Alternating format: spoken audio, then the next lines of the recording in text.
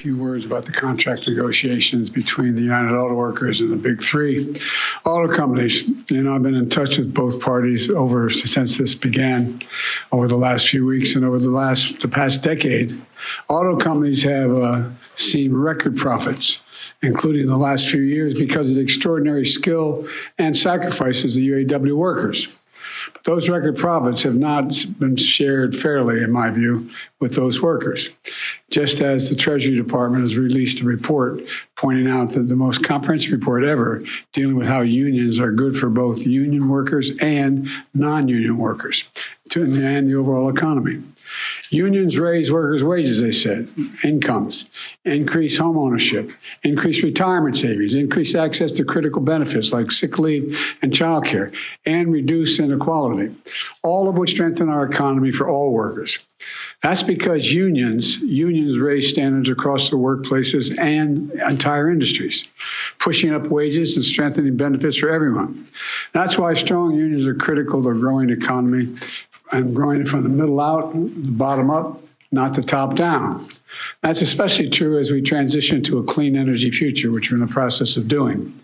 I believe that transition should be fair and a win-win for auto workers and auto companies. But I also believe the contract agreement must lead to a vibrant, made-in-America future that promotes good, strong, middle-class jobs that workers can raise a family on. Where the UAW remains at the heart of our auto economy, and where the big three companies continue to lead in innovation, excellence, quality, and leadership. Last night, after negotiations broke down, the UAW announced a targeted strike at a few big three auto plants. Let's be clear.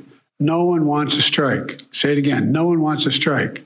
But I respect workers' right to use their options under the collective bargaining system. And I understand the workers' frustration.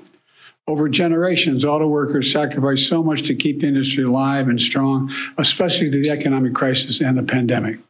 Workers deserve a fair share of the benefits they helped create for an enterprise. I do appreciate that the parties have been working around the clock. And when I first called them at the very first day of the negotiations, I said, please stay at the table as long as you can to try to work this out. And they've been around the clock, and the companies have made some significant offers. But I believe they should go further to ensure record corporate profits mean record contracts for the UAW. Let me say that again.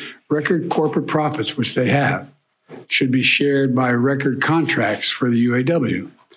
And just as we're building an economy of the future, we need labor agreements for the future. It's my hope that the parties can return to the negotiation table to forge a win-win agreement. To continue our active engagement, I'm dispatching two members of my team to Detroit, Acting Labor Secretary Julie Hsu and White House Senior Advisor Gene Sperling, both of them have been involved up to now, to offer their full support for the parties in reaching a contract. The bottom line is that auto workers help create America's middle class. They deserve a contract that sustains them in the middle class. So thank you very much. That's all I'm going to say. We spend a lot of time deconstructing the news, trying to parse it into a form that everybody can understand. We try to find those little nitpicks where it flies above the fray, etc. If you really like these videos that we do, I want to ask a big favor. Please go ahead. Number one, subscribe to our channel. And number two, please join if you can. Thank you so kindly for watching. Keep watching. Please remember to share. We must populate the entire internet with our progressive message, a message that we know is what most Americans say that they want. So help us, please join.